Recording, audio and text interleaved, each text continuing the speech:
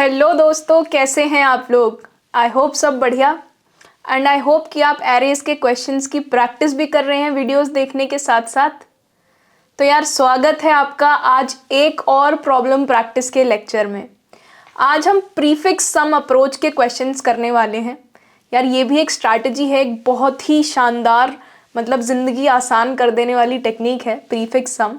तो आज हम इसके बारे में पढ़ेंगे, इसके 3-4 क्वेश्चन सॉल्व करेंगे, ठीक है। तो यार प्रीफिक्स सम के क्वेश्चन शुरू करने से पहले एक बार लास्ट लेक्चर के क्वेश्चंस का क्विक रिकैप ले लेते हैं। तो लास्ट लेक्चर में हमने पढ़े थे 2 पॉइंटर्स अप्रोच के क्वेश्चंस, ठीक। पहला क्वेश्चन हमने करा था सॉर्ट 0-1, दूसरा क्वेश्चन हमने किया था सॉर्ट बाय पैरिटी। पैरिटी का मतलब इवन या ऑड के हिसाब से, इवन नंबर्स पहले आने थे और ऑड नंबर्स जो हैं बाद में आने थे, और रिलेटिव ऑर्डर मैटर करता नहीं था। तीसरा क्वेश्चन हमने किया था कि एक एरे गिवन था इंक्रीजिंग ऑर्डर में, नॉन डिक्रीजिंग ऑर्डर में एक एरे गिवन था और आपको उसका स्क्वायर निकालना था बेसिकली सारे एलिमेंट्स का, और एक और एरे रिटर्न करना था जिसमें स्क्वायर जो है वो नॉन डिक्रीजिंग ऑर्डर में हो, ठीक है। तो सॉर्ट स्क्वायर्स, यानी इन तीनों ही क्वेश्चंस में हमने 2 पॉइंटर्स अप्रोच यूज़ की थी। 2 पॉइंटर्स लगाए थे लेफ्ट और राइट। लेफ्ट 0 से शुरू होता था, राइट n-1 से, जहाँ n was the length of the array, and depending upon some conditions या तो हमने दोनों को लेफ्ट प्लस प्लस और राइट माइनस माइनस दोनों पॉइंटर्स को मूव किया था, या फिर सिर्फ लेफ्ट प्लस प्लस या सिर्फ राइट माइनस माइनस किया था। इस अप्रोच से हुआ क्या था यार, हमने नेस्टेड लूप वाली ब्रूट फोर्स अप्रोच को एक ऑप्टिमाइज्ड अप्रोच में कन्वर्ट कर दिया था, जिसमें हमें नेस्टेड लूप्स नहीं लगाने पड़े थे और हम एक सिंगल लूप से क्वेश्चन को सॉल्व कर पाए थे।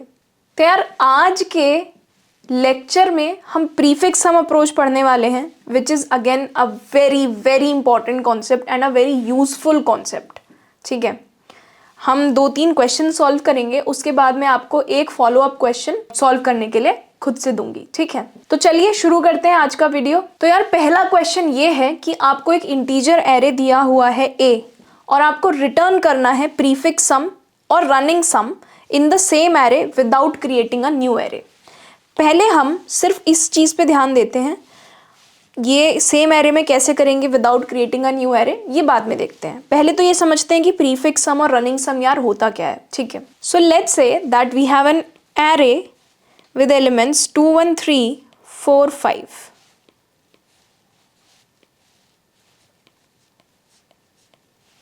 ठीक है।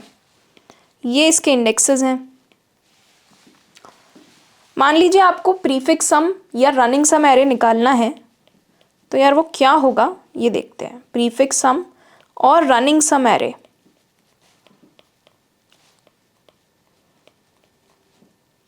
नाम मान लीजिए PREF रख लेते हैं इस एरे का, जो आंसर एरे है, और ये आंसर एरे क्या होगा ये अभी हम देखते हैं।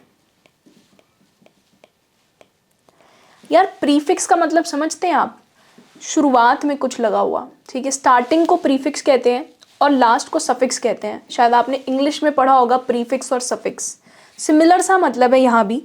मान लीजिए आपको इंडेक्स 2 पे प्रीफिक्स सम बताना है इस एरे का, तो इंडेक्स 2 पे मालूम है प्रीफिक्स सम क्या होगा। स्टार्टिंग से 0 से 2 तक सारे एलिमेंट्स का सम प्रीफिक्स सम होगा इस पर्टिकुलर इंडेक्स पर, ठीक है।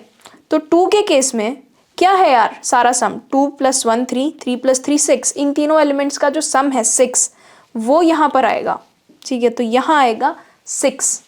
सिमिलरली अगर मैं आपको बोलूँ कि यार थर्ड इंडेक्स पे प्रीफिक्स सम क्या होगा, प्रीफिक्स मतलब शुरुआत से लेके जिस भी इंडेक्स तक आप निकाल रहे हैं वहाँ तक सारे एलिमेंट्स का सम, ठीक है। तो यार यहाँ तक अगर हम सारे एलिमेंट्स का सम निकालेंगे तो आएगा 10, ठीक। तो इस जगह पर लिखना है हमको 10। सिमिलरली अगर इस इंडेक्स पे हमें प्रीफिक्स सम चाहिए तो शुरुआत से लेके यहाँ तक, अब शुरुआत ही ये है तो यहाँ तक सिर्फ एक ही एलिमेंट है 2, तो यहाँ आएगा 2। सिमिलरली यार यहाँ आएगा 3 क्योंकि 2 + 1 होता है 3, और एंड में आएगा 2 + 1 3 3 + 3 6 6 + 4 10 और 10 + 5 15, ठीक है। तो यार इस बात का क्या मतलब हुआ कि एट एवरी इंडेक्स i और at any index i prefix of i किसके इक्वल है, सिग्मा, सिग्मा का मतलब होता है समिशन, ठीक है। j is equal to 0 to i, 0 से लेकर i तक सारे नंबर्स का सम। कौन से नंबर्स का? जो कि ए एरे के अंदर है, ठीक है। तो आपको प्रीफिक्स सम समझ आया क्या होता है। अच्छा, इस एग्जाम्पल को थोड़ा और इलैबोरेट करते हैं।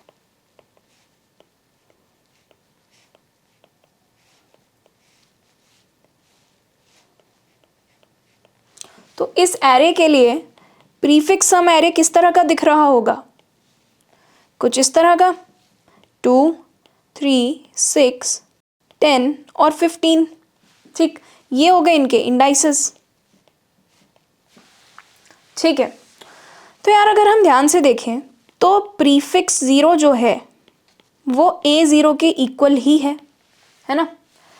जो प्रीफिक्स 1 है वो A0 प्लस A1 है, करेक्ट। प्रीफिक्स 2 क्या है यार?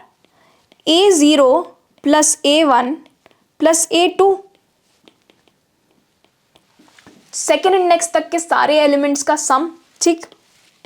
यार प्रीफिक्स 4 है A0 plus A1 plus A2 plus A3 plus A4, ठीक है। अब जरा ध्यान से देखिए कि ये जो मैंने A0 plus A1 plus A2 plus A3 लिखा है प्रीफिक्स 4 में, क्या ये प्रीफिक्स 3 की वैल्यू नहीं है? ये चीज़ को अगर हम प्रीफिक्स 3 से रिप्लेस कर दें तो एक ही बात है ना, क्योंकि यार ये वैल्यू तो प्रीफिक्स 3 की है कि नहीं? समझ पा रहे हैं? ध्यान से समझिए इस चीज़ को। प्रीफिक्स 3 क्या था? A0 से A3 का सम। अब प्रीफिक्स 4 का जो फॉर्मूला यहाँ पर लिखा हुआ है उसमें A0 से A3 का सम आ रहा है, आएगा ही, ऑब्वियस सी बात है, स्टार्टिंग से एंड तक में A0 से A3 तो आता ही है। तो हम क्या करेंगे, इस A0 से A3 को अगर हम प्रीफिक्स 3 से अगर इसको रिप्लेस कर दें, ठीक है, प्लस A4 तो इसमें पहले से ही लिखा हुआ था, तो prefix 4 is equal to prefix 3 plus A4 हो गया, ठीक है। अब इसको देखिए, क्या A0 plus A1 plus A2 क्या ये सेम चीज़ नहीं है जो यहाँ लिखी है? और क्या ये प्रीफिक्स 2 के इक्वल नहीं है? तो हम क्या कर सकते हैं, हम इस पूरे को हटा के यहाँ पर प्रीफिक्स 2 लिख सकते हैं। और देखते हैं, A0 प्लस A1 ये प्रीफिक्स 1 है, तो इसकी जगह प्रीफिक्स 1 लिख देते हैं। तो यार यहाँ आ गया प्रीफिक्स 1, ठीक है। और ये जो A0 लिखा हुआ है यार, A0, क्या ये A0 खुद प्रीफिक्स 0 नहीं है? बिल्कुल है। तो यार इस चीज़ से क्या कंक्लूजन निकल कर आया? देखिए ध्यान से कि भाई for any i greater than equal to 1, क्योंकि देखिए i इज इक्वल टू 0 के लिए तो prefix of 0 is equal to a of 0, but for any i greater than equal to 1, यार प्रीफिक्स i की वैल्यू क्या है? प्रीफिक्स i की वैल्यू है prefix of i minus 1 plus a of 0, ठीक है। प्रीफिक्स से एक वैल्यू पीछे, यहाँ देख लीजिए आप 3 है तो प्रीफिक्स ऑफ 2 ऐड किया प्लस a ऑफ 3 ऐड किया, यहाँ 4 था तो यहाँ 3 है, यहाँ 4 है, तो prefix of 3 is equal to prefix of 3 plus A4। Same pattern ऊपर तक फॉलो हो रहा है ना। तो यार प्रीफिक्स ऑफ i हो जाएगा prefix of i minus 1 plus a of i, ठीक है। तो हमारे पास क्या फॉर्मूला निकल के आया यार कि prefix of i is equal to prefix of i minus 1 plus ai। अब इसी फॉर्मूले के ऊपर हम i इक्वल टू 1 से लगाकर n माइनस 1 तक अगर लूप कर दें तो हमारा पूरा का पूरा आंसर आ जाएगा, है ना। तो एक बार इसको लिख कर देखते हैं कोड में। तो यार हमारे पास ये मेन मेथड है क्लास प्रीफिक्स सम के अंदर, ठीक है। इसमें मैंने यूज़र से इनपुट लिया है एरे का साइज़, एरे के सारे एलिमेंट्स, और फिर मैंने ओरिजिनल एरे को एक बार प्रिंट करा दिया है। प्रिंट एरे मैंने एक हेल्पर मेथड लिखा हुआ है जिसमें, जो हम पहले भी कई बार लिख चुके हैं, हम बस इसके अंदर एरे को, जो भी एरे इसमें पास होता है उसको हम प्रिंट कर देते हैं, ठीक है। इससे हमारा बहुत सारा डुप्लीकेट कोड बचता है। हमें जब भी एरे प्रिंट कराना है हम इस मेथड को हम डायरेक्टली कॉल कर सकते हैं, ठीक है यार। अब हमें क्या मेथड लिखना है,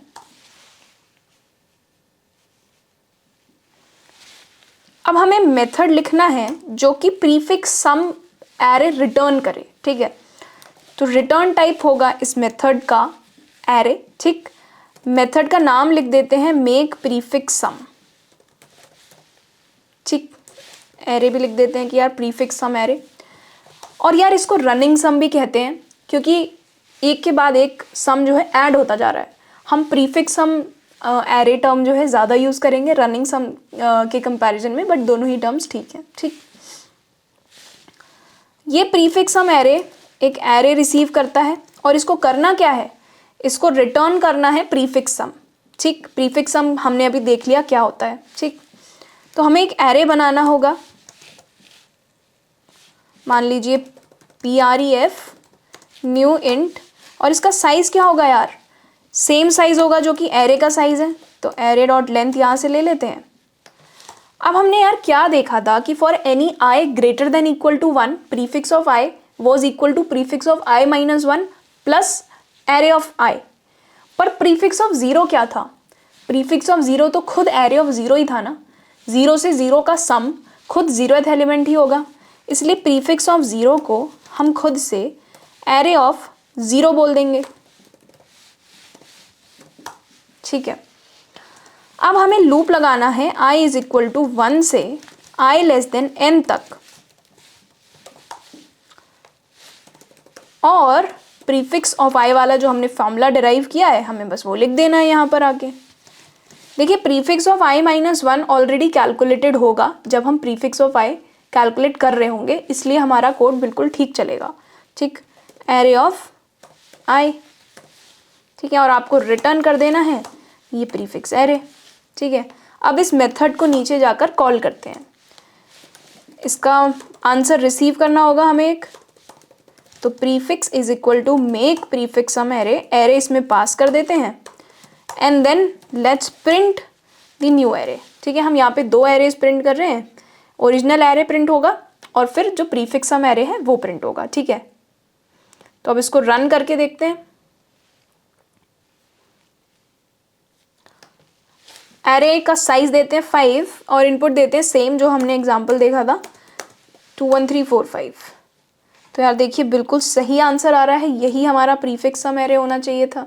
ठीक है यार, बस अब ना एक प्रॉब्लम रह गई है इस अप्रोच में कि हमारे क्वेश्चन में ये लिखा हुआ था कि हमें कोई भी नया एरे नहीं बनाना है, जब हम मेथड क्रिएट कर रहे हैं तो हमें नया एरे नहीं बनाना है। ठीक है, उस मेथड के अंदर। ठीक है, उसको भी सॉल्व करते हैं। देखिए हमारे पास मान लीजिए एरे गिवन है a इज इक्वल टू 2 1 3 4 5। ठीक है, हमें इसी एरे को कन्वर्ट करना है प्रीफिक्स एरे में, नया एरे नहीं बनाना। ठीक है, और प्रीफिक्स एरे हमारा कैसा दिखता है कि 2 3 6 10 15। ठीक है, हमें इसको इसमें कन्वर्ट करना है। अब ज़रा आप ध्यान से देखिए कि यार यहाँ पर तो ऑलरेडी आंसर जो है वो सही पड़ा हुआ है, तो ए पहले 0 पे हमें कोई चेंज करने की ज़रूरत नहीं है। जो 1 पे पड़ा हुआ है, अब देखिए हमें 1 पे क्या निकालना है, 0 से 1 तक का सम। ठीक, तो अगर हम 1 में 0 ऐड कर दें या 0 तक का सम ऐड कर दें तो 1 तक का सम आ जाएगा। तो अगर हम a ऑफ 1 की नई वैल्यू कैलकुलेट करना चाहते हैं तो हम a ऑफ 1 में a ऑफ 0 ऐड कर देते हैं। ठीक है, तो यहाँ पर क्या हो जाएगा यार 3। अगर हम a of 1 is equal to a of 1 plus a of 0 लिखते हैं तो 3 आ जाएगा। अब हमें a ऑफ 2 कैलकुलेट करना है। a ऑफ 2 का क्या मतलब है, a ऑफ 2 का मतलब है 0 से 2 तक का सम।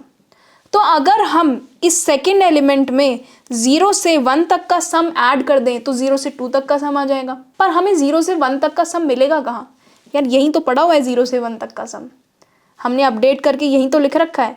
तो अगर हम इस वाले 3 में ये 3 ऐड कर देते हैं तो यहाँ आ जाएगा 6। एक और स्टेप लेते हैं, नहीं समझ आया होगा तो आ जाएगा। ठीक, अब मुझे ये थर्ड वैल्यू को अपडेट करना है। 0 से 3 तक का सम आएगा यहाँ पे। अगर मुझे 0 से 3 तक का सम चाहिए तो मैं खुद थर्ड एलिमेंट को और 0 से 2 तक के सम को ऐड कर दूं। ठीक है, समझिए क्या कह रही हूँ कि अगर मुझे थर्ड एलिमेंट का सम चाहिए तो मैं सम ऑफ 0 से 2, ये 0 से 2 तक का सम कहाँ से मिलेगा, या ध्यान से देखिए a ऑफ 2 में ही फिलहाल हमारा ये 0 से 2 तक का सम पड़ा हुआ है, तो हमें कहीं जाने की ज़रूरत नहीं है, पिछले वाले एलिमेंट को करंट एलिमेंट में बस ऐड करना है। तो यहाँ आ जाएगा 10, क्योंकि 4 में आप 6 ऐड कर रहे हैं। ठीक, सिमिलरली अगर हमें a ऑफ 4 निकालना है तो आप a ऑफ 4 निकाल सकते हैं बहुत इजीली। a ऑफ 4 में a ऑफ 3 ऐड करके यहाँ आ जाएगा 15। देखिए जो मैंने यहाँ पर लिखा है असाइनमेंट ऑपरेटर, आपको अब तक ये चीज़ समझ आ गई होगी कि a of 4 plus equal to a of 3 का मतलब होता है a of 4 is equal to a of 4 plus a of 3। ठीक है, तो यार क्या फॉर्मूला बन के आ रहा है? फॉर्मूला बस सिंपल सा ये बन गया है कि a ऑफ i को a of i plus a of i minus 1 करना है हमें। पर ये चीज़ i greater than equal to 1 के लिए करनी है, क्योंकि अगर आप 1 के लिए करेंगे तो यहाँ पर 0 माइनस 1 नेगेटिव इंडेक्स को एक्सेस कर रहे होंगे तो वैसे भी एरर आ जाएगा। और लॉजिकली भी जो a ऑफ 0 है वो आंसर में भी a ऑफ 0 ही रहेगा। ठीक है, तो चलिए कोड में चलते हैं और प्रीफिक्स एरे को एलिमिनेट करके सेम एरे a के अंदर ही चेंजेस करके आंसर निकालते हैं। तो यार हमें इस प्रीफिक्स एरे की बिल्कुल भी ज़रूरत नहीं है, तो हम ये दोनों लाइंस जो है यहाँ से हटा देते हैं। हमने जो भी कुछ प्रीफिक्स एरे में किया था सेम ही फॉर्मूला है, हम वो सेम चीज़ यहाँ पर कर सकते हैं। आप एरे रिटर्न बेशक करा दीजिए, कोई दिक्कत नहीं है।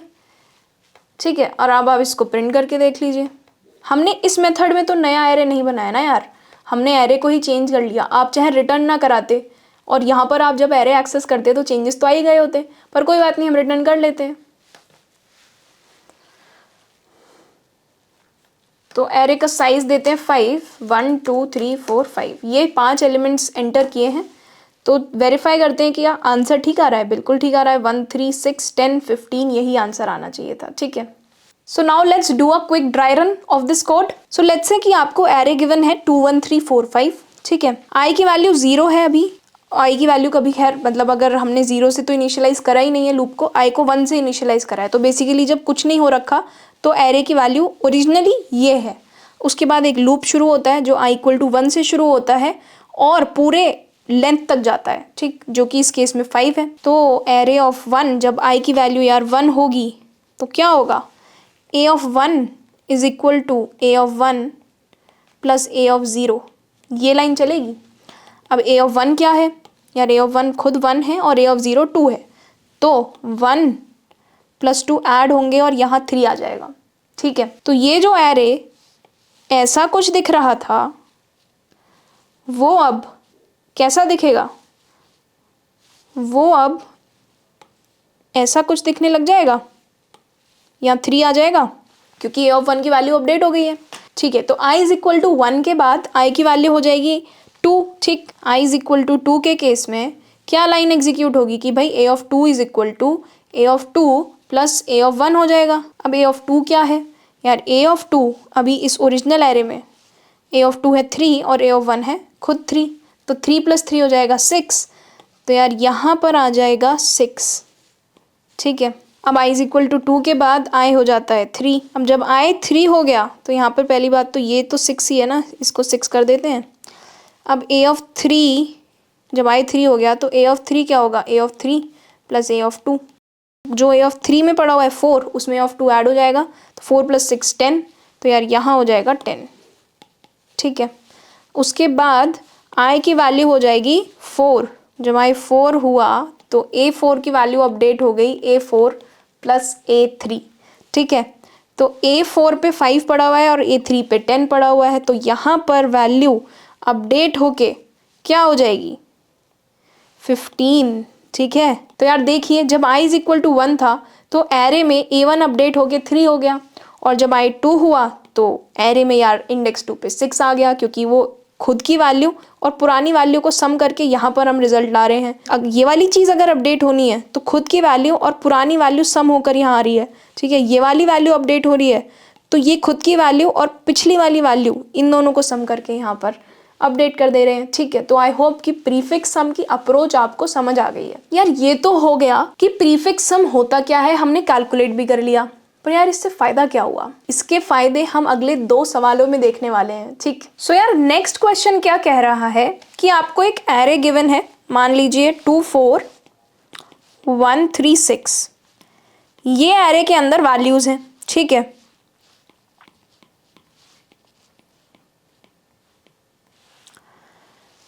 तो हमें गिवन है एक एरे साइज n का, हमें क्यू क्वेरीज आंसर करनी है जहां हमें सम करना है प्रिंट इंडाइसेस का L से लेके R तक। ठीक, तो मान लीजिए अगर आपको L 1 दिया है और R आपको 3 दिया है, तो इस रेंज के अंदर क्या सम है ये हमें प्रिंट करना है। क्वेरीज वाला एक क्वेश्चन हमने लास्ट लेक्चर में भी किया था। उसी तरह से इस बार भी हमसे बार बार क्यू टाइम्स, कितने टाइम्स, क्यू टाइम्स ये क्वेरी पूछी जाएगी कि L से R तक का क्या सम है। पर इसमें ना यार एक खास बात ये है कि इसमें एक छोटा सा नोट लिखा हुआ है जो ये कह रहा है कि L और R की क्वेरीज हैं वो 1 बेस्ड इंडेक्सिंग फॉलो करती हैं। यार अब हमने एरे तो लिख लिया 0 बेस्ड इंडेक्सिंग में, और ये 0 बेस्ड और 1 बेस्ड इंडेक्सिंग क्या होता है? 1 बेस्ड इंडेक्सिंग तो शायद हम पहली बार ही वर्ड सुन रहे हैं। देखिए 0 बेस्ड इंडेक्सिंग तो डिफॉल्ट इंडेक्सिंग होती है, पर 1 बेस्ड इंडेक्सिंग का क्या मतलब है? 1 बेस्ड इंडेक्सिंग का मतलब है कि ये फर्स्ट एलिमेंट को फर्स्ट इंडेक्स दे रहे हैं, सेकेंड एलिमेंट को सेकेंड इंडेक्स दे रहे हैं। बेसिकली इसका जो इंडेक्स है वो 0 नहीं मान रहे, ये 1 मान रहे हैं। 1 बेस्ड इंडेक्सिंग का मतलब ये होता है। तो बेसिकली जो एरे है उसको आपको कुछ इस तरह से बनाना होगा। यार यहाँ इंडेक्स 1 हो, यहाँ इंडेक्स 2 हो, यहाँ 3 हो, यहाँ 4 हो और यहाँ 5 हो। तो जब आपसे क्वेरी पूछी जा रही है ना कि 1 से लेके 3 तक का सम बताओ, तो 4, 1 और 3 इन तीनों एलिमेंट्स का सम नहीं पूछ रहा है, ये आपसे 2, 4 और 1 का सम पूछ रहा है। तो L और R 1 बेस्ड इंडेक्सिंग पे है, इसका मतलब यही हुआ कि आपसे 1 और 3 अगर पूछा जा रहा है तो 2, 4, 1 इन 3 एलिमेंट्स का सम पूछ रहे हैं, इन 3 का नहीं पूछ रहे। तो उसके लिए हम क्या करेंगे, हम एरे को ही 1 बेस्ड इंडेक्सिंग में इनपुट लेंगे। अब 1 बेस्ड इंडेक्सिंग में इनपुट कैसे लिया जा सकता है? ये मैं जब नॉर्मली इनपुट लेते हैं हम, तो हम 0 से लेके n तक का लूप चलाते हैं और एरे ऑफ 0 को पहली वैल्यू, एरे ऑफ 1 को दूसरी वैल्यू, ये सब दे देते हैं। इस बार हमें क्या करना है, जो पहला इनपुट हम ले रहे हैं उसे हमें एरे ऑफ 1 में असाइन करना है। तो हम ये लूप जो है 1 से चलाएंगे और इक्वल टू n तक चलाएंगे। साइज ऑफ एरे 5 है और अगर हम 1 बेस्ड इंडेक्सिंग के हिसाब से काम कर रहे हैं तो आखिरी एलिमेंट का इंडेक्स 5 होता है। तो हमें i को less than equal to n तक चलाना पड़ेगा। आप कोड पे देखिए, तो मैंने जो लूप है वो i इज इक्वल टू 1 से i less than equal to n तक चलाया। इससे क्या हुआ, a1, a2, a3, a4, a5 इन पांचों जगहों पर मेरा इनपुट चला गया। अब आप पूछेंगे यार a ऑफ 0 का क्या हुआ? यार a ऑफ 0 0 ही रह गया। अब ये बात तो आपको पता है कि अगर आप एक एरे के अंदर कोई इनिशियलाइजेशन ना करें, कोई वैल्यू खुद से ना दें, तो जावा में एरेज की सारे एलिमेंट्स की बाय डिफ़ॉल्ट वैल्यू 0 होती है। तो जिसकी आपने बदल दी इनपुट लेके, उसकी बदली गई, जहाँ नहीं बदली वहाँ 0 रह गया। तो a ऑफ 0 यार इस केस में एग्जिस्ट तो करेगा। यहाँ पर a ऑफ 0 है पर उसकी वैल्यू 0 ही है, वो हमने यूजर से इनपुट नहीं ली। ठीक है, तो यार ये तो हो गया 1 बेस्ड इंडेक्सिंग। एक बार दोबारा क्वेश्चन समझते हैं। हमें एक एरे दिया हुआ है, हमसे क्यू क्वेरीज पूछी जाएंगी। हर एक क्वेरी कैसी दिखेगी? हर क्वेरी में हमें 2 नंबर्स दिए जाएंगे L और R, जो रिप्रेजेंट कर रहे हैं एक रेंज। उस रेंज में L और R दोनों इंक्लूडेड हैं। हमें L से लेकर R तक सारे नंबर्स का सम बताना है। तो बेसिकली अगर आपसे ये पूछा जाए कि यार L 1 है और R 3 है तो आंसर क्या होगा? तो यार इस केस में आंसर होगा 2, 4 और 1 का सम विच इज 7। ठीक है, तो यार आंसर होगा यहाँ पर 7। अगर आपको क्वेरी दी जाए कि L इज इक्वल टू 2 और R इज इक्वल टू 5 तो क्या सम आएगा, आंसर आएगा? सो 2 से लेके 5 तक यार सारे एलिमेंट्स का सम कर दो। 4, 1, 5, 5, 3, 8, 8, 6, 14। ठीक, तो यहाँ आएगा 14। और अगर आपसे पूछा जाए कि अगर L 2 और R भी मान लीजिए 2 ही है तो क्या सम होगा? अगर हम 2 से शुरू करें और 2 पर ही ख़त्म कर दें तो सम 4 ही रह जाएगा ना। तो इस केस में सम होगा यार 4। अब इसकी ब्रूट फोर्स अप्रोच क्या दिमाग में आती है? यार ब्रूट फोर्स अप्रोच का क्या मतलब होता है? ब्रूट फोर्स अप्रोच का मतलब होता है बिल्कुल बेसिक अप्रोच की, बिल्कुल दिमाग नहीं लगाया, जो एकदम सामने से दिख गया उस चीज़ को इम्प्लीमेंट कर दिया, जो शायद time wise space wise optimized ना हो। ठीक है, तो यार अगर हम ब्रूट फोर्स अप्रोच की बात करें तो हमारे दिमाग में क्या आएगा कि जब भी हमसे यार पूछा जाए कि L is equal to 1 to R equal to 3 का आंसर बता दो, तो हम क्या करेंगे? हम बस एक लूप लगा देंगे जहाँ पर I is equal to L से शुरू हो रहा होगा और R तक जाएगा। L और R यार दोनों इंक्लूसिव हैं, ये याद रखिए। और क्या करेंगे, हम सम निकाल देंगे, sum plus equal to A of I। Correct. अगर यहाँ पर आपसे 1 to 3 पूछा गया होता 1 से 3 का लूप लगा देते, 2 5 पूछा होता तो 2 से 5 का लूप लगा देते। यार अप्रोच सही है, आप इम्प्लीमेंट करके देख लो, आंसर सही आ जाएगा। पर एक प्रॉब्लम है, क्यू की वैल्यू मान लो बहुत बड़ी हुई, 1000, 1 लाख और भी ज़्यादा बड़ी, तो जितनी बार क्या क्वेरी पूछी जाएगी, क्या एरे के ऊपर बार बार ट्रैवर्स करते रहोगे? हर बार सम निकालने के लिए तो ट्रैवर्स ही करना पड़ेगा ना। तो मान लीजिए कि क्यू क्वेरीज पूछी जा रही हैं, तो वर्स्ट केस में मान लीजिए हर क्वेरी में आपसे 1 से n तक का सम पूछ लिया गया, तो आपको हर बार पूरा पूरा एरे ट्रैवर्स करना पड़ेगा। तो क्यू टाइम्स आप n क्या है भाई, n है एरे की length, q into n total complexity हो जाएगी, O of Q into N basically. यार आप ना टाइम एंड स्पेस कॉम्प्लेक्सिटी वाले लेक्चर के बाद ये समझ जाएंगे कि ये जो मैंने O क्या है, big O of Q into N क्या है। फिलहाल के लिए बस मैंने यहाँ लिख दिया है, जिससे कि जब टाइम एंड स्पेस कॉम्प्लेक्सिटी वाला लेक्चर आए तब आपको ये बात याद आए कि अच्छा ये big O of Q into N क्या था। ठीक, बेसिकली बात यार ये है कि ये अच्छी चीज़ नहीं है कि जितनी बार भी क्वेरी पूछी जा रही है पूरे n लेंथ के एरे पे ट्रैवर्स कर रहे हैं। हमें कुछ और सोचना है, कुछ और बेहतर सोचना है, ठीक है। और मैं एक पते की बात बताऊं आपको, यार इंटरव्यूज़ में ना ये ब्रूट फोर्स अप्रोच को ऑप्टिमाइज्ड अप्रोच में जो लोग क्लियर कर जाते हैं वो ही सेलेक्ट होते हैं। यही तो सारा कहानी है यार, सारी स्टोरी ये है कि आपको अच्छा सोल्यूशन लिखना है। ख़राब सोल्यूशन तो शायद प्रोग्रामिंग सीख के कोई भी लिख लेगा, पर अच्छा प्रोग्रामर वो होता है जो अच्छा कोड लिखता है, ऑप्टिमाइज्ड कोड लिखता है। इसीलिए इंटरव्यूज में ये चीज़ पे जज किया जाता है कि क्या आपने time and space optimized code लिखा है या बस ब्रूट फोर्स अप्रोच लिख दी है। तो यार अब हम इसको ऑप्टिमाइज करें कैसे, हम कैसे ये इंश्योर करें कि हम बार बार क्वेरी के पूछे जाने पर बार बार एरे पे ट्रैवर्स नहीं कर रहे हैं। यार यहाँ हेल्प करेगा हमारा प्रीफिक्स सम एरे जो हमने पिछले क्वेश्चन में बनाया है, ठीक है। अब आपको प्रीफिक्स सम एरे का मैजिक समझ आएगा। लिखते हैं और समझते हैं कि भाई कैसे। तो एरे गिवन है आपको, मान लीजिए 2 4 1 3 6 5।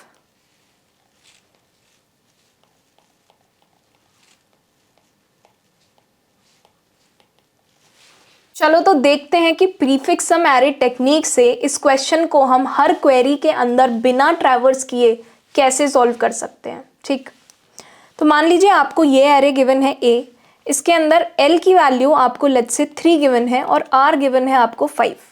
तो L इज इक्वल टू 3 और R इज इक्वल टू 5 का मतलब है कि आपको इस पार्ट ऑफ द एरे का सम निकालना है, जो कि इस केस में 10 है, ठीक है। तो L is equal to 3, R is equal to 5 के लिए जो आंसर है वो 10 आना चाहिए। तो यार मेरे को सम निकालना है 3 से 5 तक का।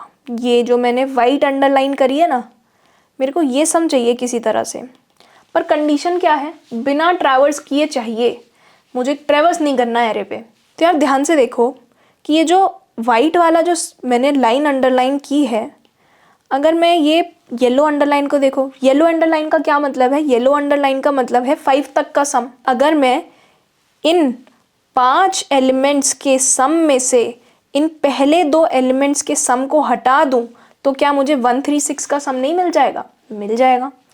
पर यार ये पहले 5 एलिमेंट का सम कहाँ है?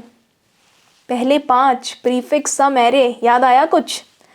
देखिए इसका प्रीफिक्स सम एरे क्या बनेगा, इसका प्रीफिक्स सम एरे कुछ इस तरह से दिख रहा होगा, 2 6 7 10 16 21।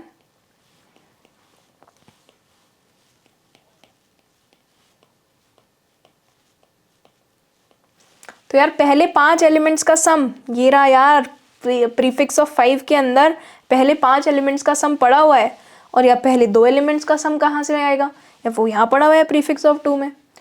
तो बेसिकली अगर मुझे 3 से 5 तक का सम निकालना है तो मैं क्या कर सकती हूँ, मैं प्रीफिक्स ऑफ 5 में से प्रीफिक्स ऑफ 2 को सब्ट्रैक्ट कर सकती हूँ, और उससे मेरा आंसर क्यों आएगा। आप ये ग्राफ देखिए, आप ये डायग्राम देखिए, अगर मेरे को ये सम निकालना है, ये सम बेसिकली अगर चाहिए, तो अगर इस पूरे सम में से ये वाला सम माइनस कर दिया जाए तो ये आ जाएगा ना, और यही तो चाहिए था, ठीक है। तो बेसिकली अगर मुझे सम निकालना है L2R, तो वो सम किसके इक्वल है, prefix of R minus prefix of L minus 1। L minus 1 क्यों, क्योंकि यार जब L देखिए 5 था L जब 5 है, L जब 3 है और R जब 5 है, तो हम क्या कर रहे हैं, हम 3 से 5 तक का सम कैसे निकाल रहे हैं, हम प्रीफिक्स ऑफ 5 में से प्रीफिक्स ऑफ 2 को माइनस कर रहे हैं। ठीक है, L को एक सब्ट्रैक्ट करना है यहाँ पर।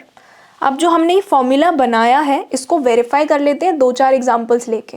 तो यार प्रीफिक्स सम एरे बनाना हमें आता है, हमने लास्ट क्वेश्चन में कोड लिखा था कि हम A से प्रीफिक्स सम एरे कैसे बना सकते हैं। ठीक है, तो A के लिए प्रीफिक्स सम एरे ये होगा। अब मान लीजिए आपसे Q नंबर ऑफ क्वेरीज पूछी जा रही हैं, L is equal to 1, R is equal to 5, L is equal to 2, R is equal to 6, L is equal to 3, R is equal to 4 और L is equal to 5 and R is equal to 5। इन सारी queries का answer जो हमने अभी formula derive किया, ये वाला फॉर्मूला कि sum of L to R prefix of R minus prefix of L minus 1 है, उसके अकॉर्डिंग इन सब का आंसर क्या होना चाहिए, prefix of 5 minus prefix of 0। यार मैं PREF पूरा नहीं लिख रही, सिर्फ P लिख रही हूँ, ठीक है, शॉर्ट में। तो P of 6 minus P of 1, P of 4 minus P of 2, P of 5 minus P of 4। अब इन सब की ज़रा आप वैल्यूज़ देख लिए क्या आती हैं।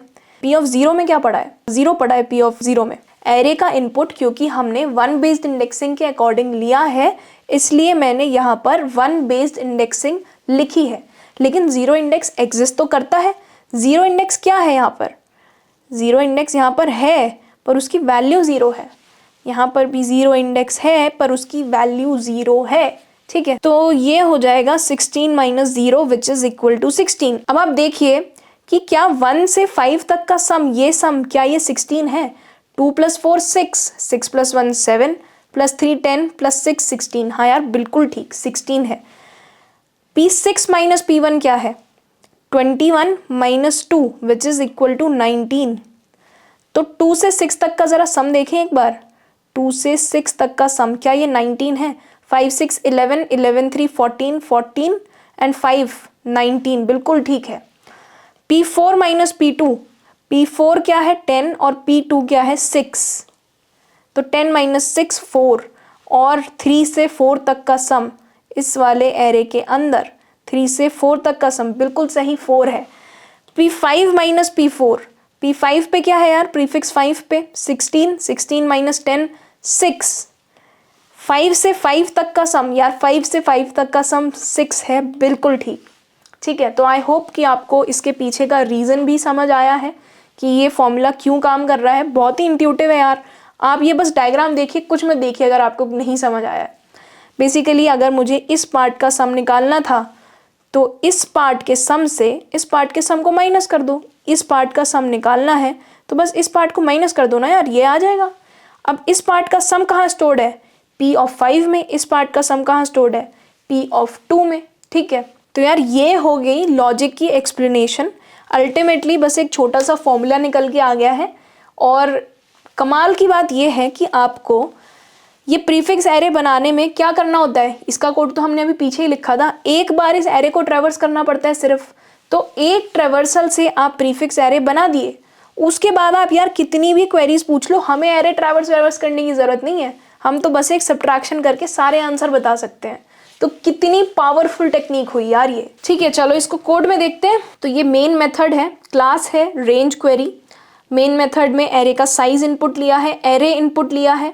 ठीक है, उसके बाद लास्ट क्वेश्चन में हमने प्रीफिक्स सम एरे मेथड लिखा था, वही मेथड मैंने यहाँ पर बस कॉपी पेस्ट कर दिया है, बिल्कुल सेम, कोई चेंजेस नहीं है। ठीक, उसके बाद हमने Q number of queries input ली हैं यूज़र से। अब जब तक Q minus minus greater than 0 रहेगा तब तक मुझे यूज़र से पूछना है कि यार किस रेंज का सम निकालना चाहते हो, एस आउट एंटर रेंज। ठीक है, int L is equal to SC dot next int R is equal to SC dot next int.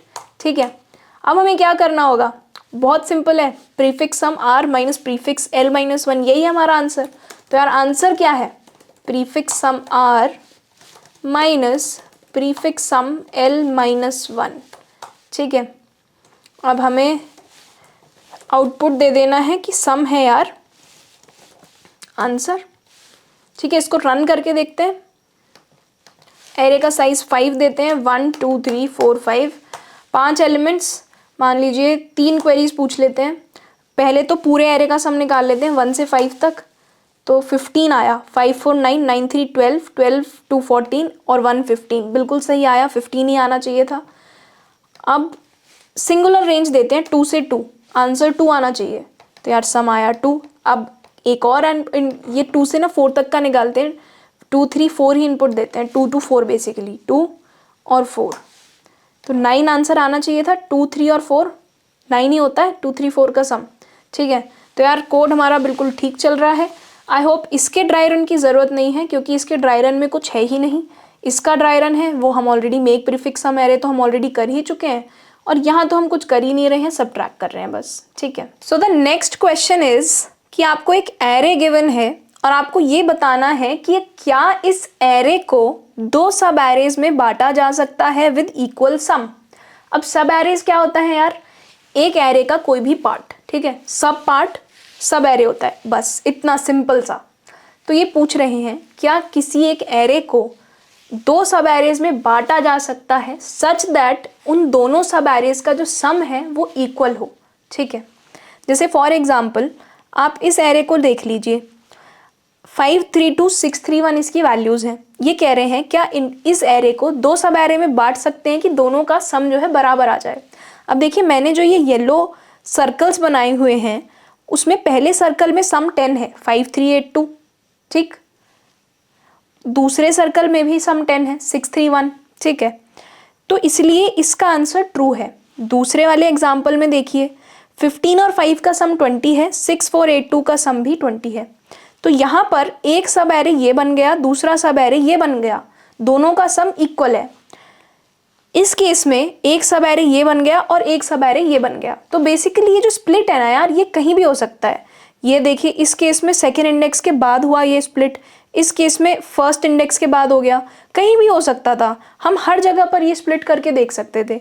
इन वाले ये 2 केसेस देखिए, इसमें ऐसा कोई तरीका नहीं है कि भाई 2 केसेस में कहाँ बांटें, ऐसे बांट लो चाहे या ऐसे बांट लो, कैसे भी बांट लो, सम इक्वल नहीं आएगा दोनों सब एरेज का। इस केस में भी ना ऐसे इक्वल आएगा, ना ऐसे इक्वल आएगा, ना ऐसे इक्वल आएगा, है ना, और ना ही ऐसे इक्वल आएगा। तो कोई भी ऐसा सिचुएशन है ही नहीं, कोई ऐसा कॉन्फ़िगरेशन है ही नहीं कि दोनों सब एरेज का सम इक्वल आ सके। तो इन दोनों केसेस में आंसर है फॉल्स। आगे क्या क्वेश्चन कह रहा है, मोर formally check that the prefix sum of a part of the array is equal to the suffix sum of the rest of the array। अच्छा, prefix sum तो हमें पता है, अब ये suffix sum क्या होता है। देखो अगर हमारे पास ये array है तो prefix sum of index i क्या होता है, 0 से लेके i तक सारे एलिमेंट्स का सम prefix sum कहलाता है। suffix sum क्या होता है, suffix sum at index i होता है ith इंडेक्स से लेकर n-1th इंडेक्स तक सारे इंडेक्सेस का सम, सारे एलिमेंट्स का सम, बेसिकली इंडाइसेस का नहीं, सारे एलिमेंट्स का सम। कहाँ से, i से n-1 तक। तो अगर मैं पूछूं कि थर्ड इंडेक्स के बाद सफिक्स सम क्या है बेसिकली, तो ये है सफिक्स सम 15 थर्ड इंडेक्स पे। एक एग्जांपल से देखते हैं, मान लीजिए आपके पास ये एरे है तो इसका प्रीफिक्स सम क्या होगा कि 2 3 6 10 15 21। इसी एरे का सफिक्स सम क्या होगा, सफिक्स सम एरे क्या बनेगा, इसमें ना पीछे से सम होगा कि 6 6 5 11 11 4 15 15 3 18 19 21। ठीक है, तो ये एरे क्या रिप्रेजेंट कर रहा है यार, किसी भी पॉइंट पे मान लीजिए यहाँ खड़े हैं तो इस पॉइंट पे यहाँ से यहाँ तक के एरेज का जो एलिमेंट्स का जो सम है वो यहाँ स्टोर्ड है। ठीक है, अगर मैं यहाँ सेकेंड इंडेक्स पे खड़ी हूँ तो ये जो 18 है ना यार, ये यहाँ से यहाँ तक के एलिमेंट्स का सम है, 3 4 7 7 5 12 12 6 18। ठीक है, तो प्रीफिक्स सम और सफिक्स सम्स का मतलब समझ गए आप। प्रीफिक्स मतलब पहला, मतलब 0 से लेके 2 तक, और सफिक्स सम मतलब अगर इन केस i 2 है, सफिक्स सम मतलब 2 से 5 तक। ठीक है, अब क्वेश्चन पे वापस आते हैं। तो इसने यार बस और ज़्यादा एक्सप्लेन कर रखा है कि more formally check that the prefix sum is equal to the suffix sum. Prefix sum क्या होता है, 0 से लेकर किसी एक इंडेक्स तक का सम, और सफिक्स सम क्या होता है, किसी इंडेक्स i का उस इंडेक्स से एंड तक का सम। तो क्या प्रीफिक्स सम सफिक्स सम के इक्वल है किसी भी इंडेक्स i पर? ठीक है, समझ पा रहे हो ना आप ये प्रीफिक्स सम सफिक्स सम वाली चीज़। जैसे इस वाले केस में देखिए, ये जो 15 और 5 का सम है ये एक प्रीफिक्स सम ही तो है। 0 1 2 3 4 5 ये इंडेक्सेस हैं, तो फर्स्ट इंडेक्स 0 1 ये प्रीफिक्स सम है ना यहाँ तक का, और ये जो है 6 4 8 2 ये सफिक्स सम है स्टार्टिंग फ्रॉम इंडेक्स 2। ठीक है, तो ये पूछ रहा है कि क्या कोई ऐसे इंडाइसेस मुझे मिल पाएंगे जहां पर प्रीफिक्स सम जो है सफिक्स सम के इक्वल हो जाए। क्वेश्चन को दूसरी भाषा में ऐसे बोला जा सकता है। ठीक है, वैसे यार इस क्वेश्चन के ये जो स्टेटमेंट है ना यार, इस क्वेश्चन के स्टेटमेंट में ही हमारा आंसर लिखा हुआ है। एक एग्जाम्पल से समझते हैं कि मैंने ऐसा क्यों बोला कि एग्जाम्पल इसी में लिखा है। ये मान लीजिए आपको एरे गिवन है, इसका अगर हम प्रीफिक्स सम निकालें तो क्या होगा, 5 8 10 16 19 और 20। ठीक है, साथ के साथ इंडाइसेस भी लिख लेते हैं, जीरो बेस्ड इंडेक्सिंग पे लिख रहे हैं। सफिक्स सम क्या होगा यार इसका, 1 4 10 12 15 20। तो हमें क्या चेक करना है, क्या किसी भी इंडेक्स पर प्रीफिक्स सम सफिक्स सम के इक्वल हो सकता है। अगर मैं जीरो इंडेक्स की बात करूं कि क्या जीरो इंडेक्स पर प्रीफिक्स सम सफिक्स सम के इक्वल हो सकता है, तो जीरो इंडेक्स तक का प्रीफिक्स सम तो यहाँ पड़ा हुआ है 5, और सफिक्स सम कहाँ पड़ा हुआ है, 15 यहाँ पड़ा हुआ है। तो ये दो वैल्यूज़ मेरे पास यहाँ पर हैं, तो मुझे 5 और 15 को कंपेयर करना है। ठीक है, बेसिकली प्रीफिक्स ऑफ i क्या सफिक्स ऑफ i+1 के इक्वल है। i+1 क्यों, क्योंकि यार अगला जो एलिमेंट है वो अगले इंडेक्स पर है ना। अगर मुझे पार्टीशन मान लीजिए इस पॉइंट पे करना है, ठीक है, इन दोनों हिस्सों में मुझे बांटना है, तो यार इस हिस्से का जो सम है वो कहाँ होगा, यहाँ होगा ना प्रीफिक्स ऑफ 2 में, और इस हिस्से का जो सम है वो कहाँ होगा, वो सफिक्स ऑफ 3 में होगा। अब आप देखिए दोनों जगह 10 है, तो prefix of 2 is equal to suffix of 3, इसलिए इसका आंसर ट्रू आ गया। अब मान लीजिए पार्टीशन जो है यहाँ कर रहे हैं हम, यहाँ अगर पार्टीशन कर रहे हैं तो इस पार्ट ऑफ द एरे का सम कहाँ होगा, प्रीफिक्स ऑफ 3 में। प्रीफिक्स ऑफ 3 में पड़ा हुआ है 16। हाँ यार बिल्कुल सही बात है, इस वाले पार्ट का जो सम है वो 16 ही है। बचे हुए पार्ट का सम कहाँ पड़ा हुआ है, सफिक्स ऑफ 4 में, क्योंकि सफिक्स का मतलब ही होता है ना कि एंड तक सारे एलिमेंट्स का सम। सफिक्स ऑफ 4 में 4 पड़ा हुआ है, बिल्कुल सही है, लेकिन 16 और 4 इक्वल नहीं है। तो क्या अप्रोच बनकर आई, हम i इक्वल टू 0 से n तक लूप लगाएं और ये चीज़ चेक करें कि यार कहीं पर भी क्या prefix of i suffix of i+1 के इक्वल है। अगर है तो आप रिटर्न कर दीजिए ट्रू, अदरवाइज रिटर्न कर दीजिए फॉल्स। अच्छा ठीक है यार, ये हमने प्रीफिक्स ऑफ i तो बना लिया, ये तो हमने एक क्वेश्चन ही करा है। सफिक्स एरे हम लोगों को एक बनाना पड़ेगा जो काफ़ी सिमिलर तरीके से बनेगा। आपको इस बार लूप बस स्टार्टिंग की जगह एंड से लगाना होगा। ठीक है, एक और एग्जांपल लेते हैं, एक ऐसा एग्जांपल लेते हैं जिसमें प्रीफिक्स सम कहीं भी सफिक्स सम के इक्वल नहीं आएगा। ठीक है, 1 3 2 4 5। देखिए यहाँ पर प्रीफिक्स सम क्या है, 1 4 6 10 15, और सफिक्स सम क्या है, 5 9 11 14 15। ठीक है, अब हमें एल्गोरिथम के हिसाब से क्या करना है, हमें 0 से n-1 तक प्रीफिक्स ऑफ i और सफिक्स ऑफ i+1 की वैल्यूज़ चेक करनी है। कर लेते हैं, 1 है एक 14 है। अगर i की वैल्यू 0 होगी तो आप 0 और ये वाली वैल्यूज़ चेक करेंगे ना, तो ये दोनों तो इक्वल नहीं है। इसके बाद हम चेक करेंगे 4 और 11, ये भी इक्वल नहीं है। यहाँ 4 का मतलब हुआ ये इतना सम और 11 का मतलब हुआ इतना सम। फिर हम चेक करेंगे 6 और 9, 6 का मतलब क्या हुआ ये, और 9 यहाँ पर लिखा हुआ है, इसका मतलब हुआ ये वाला, तो 6 और 9 भी इक्वल नहीं है। 10 और 5 भी यार इक्वल नहीं है। ठीक है, और 15 के बाद तो यहाँ पर कुछ लिखा ही नहीं है। ये केस आपको हैंडल करना पड़ेगा। तो जब आप लूप चलाएंगे ना, अगर आप n तक चला देते हैं लूप और आप इसको कंपेयर करने लग जाएंगे तो यहाँ पर कुछ है ही नहीं, तो जो लूप चलेगी वो I to n-1 नहीं n-2 चलेगी, क्योंकि सिर्फ यहाँ कंपैरिजन करनी है। ठीक है, तो यार सिंपल सा लॉजिक हमारा बिल्ड हो गया। अब मैं आपको एक और चीज़ बताती हूँ बढ़िया सी। वो बढ़िया बात ये है यार, हमें ना ये सफिक्स एरे बनाने की मेहनत करने की भी ज़रूरत नहीं है। हम सिर्फ प्रीफिक्स एरे से अपना आंसर निकाल सकते हैं। वो कैसे? देखिए, अब इस टोटल ये जो हमें एरे गिवन है, इसका यार सारे एलिमेंट्स का अगर मैं सम निकाल के लिख दूँ तो टोटल सम पता है क्या है? टोटल सम है 20। भूल जाइए कि मेरे पास कोई सफिक्स एरे नाम की चीज़ है, मेरे पास सिर्फ प्रीफिक्स एरे है। अगर मैं मान लीजिए इस पॉइंट पे खड़ी हूँ, ठीक है, मेरे i की वैल्यू 1 है, तो प्रीफिक्स ऑफ 1 में क्या पड़ा है यार? प्रीफिक्स ऑफ 1 में a0 प्लस a1 पड़ा है ना। अब मुझे क्या चाहिए? मुझे a0 प्लस a1 को अगर कंपेयर करना है, a0 प्लस a1 को मुझे कंपेयर करना है। किससे कंपेयर करना है? इन चारों एलिमेंट्स के सम से कंपेयर करना है। इन चारों एलिमेंट्स का सम मैं कैसे निकाल सकती हूँ? अभी पुरानी वाली अप्रोच में तो हमने सफिक्स एरे यूज़ किया था।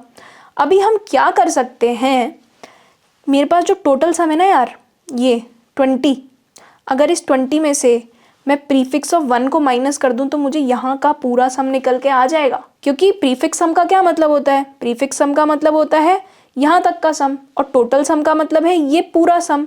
तो अगर मैं इस पूरे में से ये वाला पार्ट माइनस कर दूं तो मुझे बचे हुए एरे का सम मिल जाएगा। तो मुझे पहले सब एरे का सम पता है और दूसरे सब एरे का सम मैं कैसे निकाल सकती हूँ? टोटल सम में से प्रीफिक्स सम को माइनस करके। ठीक है, तो बेसिकली प्रीफिक्स सम तो हम प्रीफिक्स एरे से ही निकालेंगे। ठीक है, प्रीफिक्स सम तो हम जैसे अभी तक हम निकालते आ रहे हैं वैसे ही निकालेंगे। प्रीफिक्स सम हमारे पास है। इस प्रीफिक्स सम की हेल्प से हम सफिक्स सम डायरेक्टली कैलकुलेट कर सकते हैं बिना सफिक्स एरे बनाए। वो कैसे? कि भाई सफिक्स सम क्या होगा? सफिक्स सम कुछ होगा नहीं, बस टोटल सम में से इसको ना माइनस कर देंगे, माइनस। ठीक है, तो ये हो जाएगा हमारा सफिक्स सम। और हमें कंपेयर किस किस को करना होगा इस बार? कि भाई सफिक्स सम जो है क्या वो प्रीफिक्स सम के इक्वल है?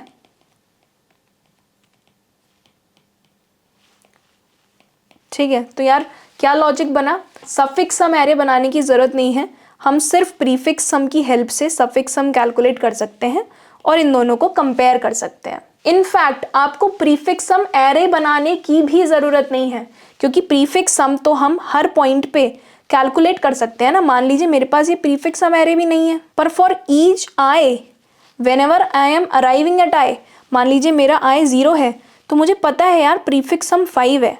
जब मेरा आई 1 होगा तो मैं इसी प्रीफिक्स सम में 3 को ऐड करके प्रीफिक्स सम को 8 कर दूंगी, और यहाँ पर मैं सफिक्स सम जो है कैसे निकाल लूंगी? 20 में से इसको माइनस करके। जब मेरा आई 2 हो जाएगा तो मैं प्रीफिक्स सम में जो मेरा पुराना वाला प्रीफिक्स सम था 8, उसी के अंदर बस मैं 2 ऐड कर लूंगी। और सफिक्स सम में कैसे निकालूंगी? 20 माइनस 10 10। तो मुझे प्रीफिक्स सम एरे बनाने की भी ज़रूरत नहीं है, स्पेस हमें कोई एक्स्ट्रा यूज़ ही नहीं करना। ठीक है, इसको एक बार कोड करते हैं, वापस आके एक बार ड्राई रन कर लेंगे। अगर कोई डाउट रह गया होगा तो क्लियर हो जाएगा। और अगर समझ आ जाए ना यार, तो यार ये थोड़े इजी क्वेश्चंस हैं। अगर आपको चीज़ें आराम से समझ में आ जा रही हैं तो आप ड्राई रन को स्किप भी कर सकते हैं। आपको फालतू में ज़्यादा टाइम लगाने की ज़रूरत नहीं है, खुद से क्वेश्चन सॉल्व कर लीजिए उस टाइम में। मेरी सजेशन ये होगी, जब रिकर्शन शुरू हो जाएगा तब dry run, recursion, back tracking इन टॉपिक्स में बहुत इंपॉर्टेंट हो जाता है। मैं अभी हर क्वेश्चन का ड्राई रन कराने की कोशिश करती हूँ, क्योंकि शायद कुछ लोगों को ड्राई रन से बेहतर समझ आता होगा, इसलिए मैं ड्राई रन स्किप नहीं करती। ठीक, ज़्यादातर हमारे पास ये मेन मेथड है जिसमें मैंने स्कैनर का ऑब्जेक्ट बनाया है, एरे का साइज इनपुट लिया है, एरे इनपुट लिया है। ठीक है, हमें प्रीफिक्स सम एरे कैलकुलेट करने की जरूरत नहीं है, तो इस लाइन को मैंने हटा दिया। उसके बाद मेरे को एक मेथड लिखना है, इक्वल सम पार्टीशन, जो कि ट्रू या फॉल्स रिटर्न करेगा ऑन द बेसिस ऑफ कि भाई क्या किसी भी पॉइंट पे प्रीफिक्स सम सफिक्स सम के इक्वल हुआ। इक्वल सम पार्टीशन, ये मेथड मेरे को लिखना है। यार जो लॉजिक हमने अभी डिस्कस किया उसके हिसाब से मुझे टोटल सम की भी जरूरत पड़ेगी, तो एक काम करते हैं, पहले टोटल सम ही निकाल लेते हैं। टोटल सम कैसे निकालेंगे? इस पूरे एरे पे करेंगे ट्रैवर्स, और जो मैंने टोटल सम वेरिएबल लिया है जिसको इनिशियलाइज किया है 0 से, उसके अंदर एरे ऑफ आई डाल देंगे। अब यार मैं आपको ये सजेस्ट करूँगी कि ये सम निकालने वाला जो मेथड है आप इसको ना अलग से लिख दीजिए फाइंड एरे सम के नाम से। मैं उसका रीज़न भी आपको अभी बताती हूँ। ये फाइंड एरे सम मेथड क्या करेगा, इसको जो भी एरे पास किया जाए ये उसका सम लाके दे देगा। तो देखिए पहली बात तो ऐसा करने से हमारा कोड जो है काफ़ी मॉड्यूलर हो गया है। मॉड्यूलर मतलब मॉड्यूल्स में डिवाइडेड, फंक्शंस में, मेथड्स में डिवाइडेड। दूसरी बात, इंटरव्यूज़ में आप इन चीज़ों पे जज होते हैं, आपको इनके पॉइंट्स मिलते हैं एक्स्ट्रा अगर आप क्लीन मॉड्यूलर कोड लिख रहे हैं, ठीक है। तो अगर आपको कुछ भी ऐसा कोड दिखता है जिसकी फंक्शनैलिटी आप किसी दूसरे मेथड में डाल सकते हैं जो लॉजिकली सेंस भी बना रही है और शायद वो मेथड कभी और यूज़ आए, तो हम उठाकर बस डायरेक्टली यूज़ कर लें, ठीक है। रीयूजेबिलिटी बेसिकली कोड की बढ़ सकती है। तो उस केस में आप मेथड बनाइए। यहाँ पर हम इस मेथड को कॉल करेंगे। मैंने क्या किया, डायरेक्टली यहाँ पर कैलकुलेट करने की जगह एक मेथड बना दिया और उसको मैं यहाँ पर कॉल करके एरे पास कर रही हूँ, ठीक है। तो अब हमारे लॉजिक के हिसाब से हमें क्या करना है, हमें एक लूप लगाना है 0 से n तक। हर एक i के लिए फिर हमें प्रीफिक्स सम कैलकुलेट करना है। प्रीफिक्स सम की हेल्प से और टोटल सम की हेल्प से हम सफिक्स सम कैलकुलेट कर सकते हैं, ठीक है। और फिर हमें उन्हें कंपेयर करना है। इनफैक्ट मैं आपको एक और चीज़ दिखाती हूँ जिससे आपको ये चीज़ और क्लियर हो जाएगी। अगर ये part of the array prefix sum है और ये part of the array suffix sum है, तो prefix sum plus suffix sum is equal to total sum होता है ना। अब इसी इक्वेशन को आप आगे पीछे करके लिख देंगे बेसिक मैथ्स, तो यहाँ से सफिक्स सम की वैल्यू आप कैलकुलेट कर सकते हैं ना। Suffix sum is equal to total sum minus prefix sum, ठीक है। तो यार यही करना है बस हमें, देखते हैं कैसे होगा। For int I is equal to 0, I less than array dot length I plus plus. एक वेरिएबल ले लेते हैं प्रीफिक्स सम, जो कि हर एक पॉइंट पे ये बता रहा है कि करंट प्रीफिक्स सम क्या है, ठीक है। तो प्रीफिक्स सम क्या होगा, करंट। तो इनिशियली देखो प्रीफिक्स सम 0 है और अगर मैं अब आई पे मान लीजिए 2 पर आ गई हूँ, तो मुझे प्रीफिक्स सम 2 के लिए कैसे मिलेगा, जो भी पुराना प्रीफिक्स सम है उसमें मेरे को आई की value array of I add कर देना है, ठीक है। अभी ड्राई रन भी करेंगे इसका तो आपको समझ आ जाएगा कि यार डायरेक्टली प्रीफिक्स सम कैसे कैलकुलेट हो रहा है बिना एरे के, ठीक है। अब प्रीफिक्स सम की हेल्प से हम सफिक्स सम निकाल सकते हैं। तो सफिक्स सम होगा total sum minus prefix sum, ठीक है। अब हमें क्या करना है, हमें बस चेक करना है कि क्या ये सफिक्स सम प्रीफिक्स सम के इक्वल है। अगर ऐसा है तो रिटर्न कर दीजिए ट्रू, और अगर ऐसा नहीं है तो जब आप इस लूप के बाहर आएंगे इस पॉइंट पे तब रिटर्न कर देना फॉल्स। यार कई बार बच्चे ना ये गलती बहुत कर देते हैं कि वो ये वाली जो स्टेटमेंट है ना वो लूप के अंदर कहीं लिख देते हैं, ठीक है। आपको वो लूप के अंदर नहीं लिखनी रिटर्न फॉल्स। ये तो जब आप पूरा ट्रेवर्सल कर लेंगे, आपको किसी भी आई पर प्रीफिक्स सम सफिक्स सम के इक्वल नहीं मिलेगा, तब आप फॉल्स रिटर्न करेंगे। और इस पॉइंट पे अगर आप ट्रू रिटर्न कर देंगे तो रिटर्न कीवर्ड की क्या खास बात होती है यार, वो पूरे के पूरे मेथड के एग्जीक्यूशन को रोक देता है। आई की वैल्यू मान लीजिए 3 पर ये ट्रू रिटर्न हुआ तो आई की वैल्यू 4 भी नहीं एग्जीक्यूट होगी, बस ये डायरेक्टली स्टैक से मेथड पॉप हो जाएगा और यहाँ इसका आउटपुट आ जाएगा, ठीक है। तो चलो अब यार इसको रन करके देखते हैं।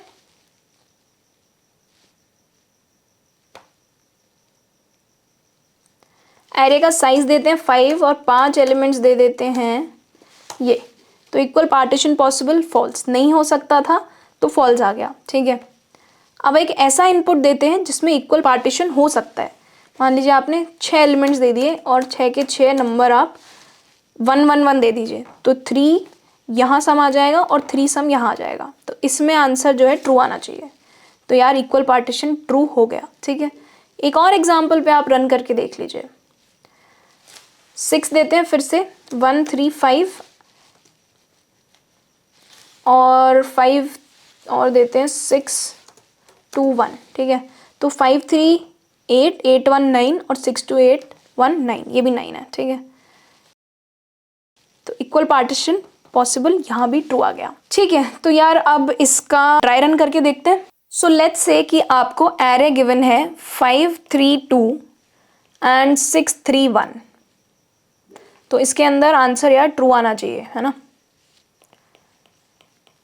0 1 2 3 4 5 टोटल सम क्या कैलकुलेट होगा, 20। ठीक है, यहाँ पर find array sum method call होगा।